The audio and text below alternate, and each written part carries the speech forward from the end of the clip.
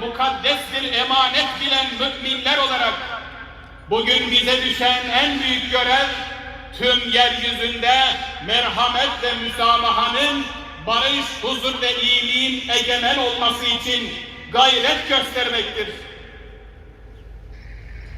İslam, barış, kurtuluş, selam anlamına gelmektedir.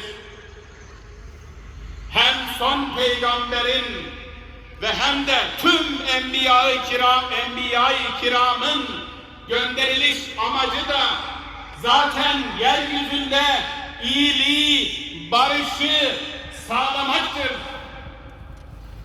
Allah'ın emirlerini yerine getirmeye ve nehyettiği şeylerden insanları uzaklaştırmaya davet etmektir. O zaman bize düşen yeryüzünde daima iyilik, hak ve adalet egemen olsun diye gece gündüz çalışmaktır.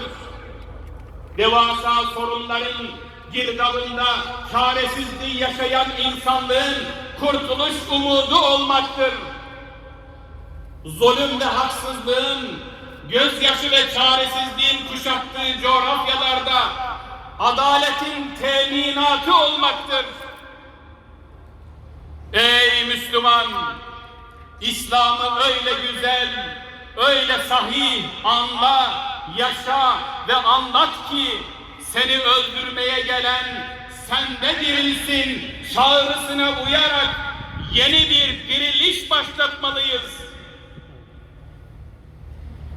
Biz inanıyoruz ki Hazreti Ali'nin ifadesiyle insanlar ya dinde kardeş ya da yaratılışta eştir.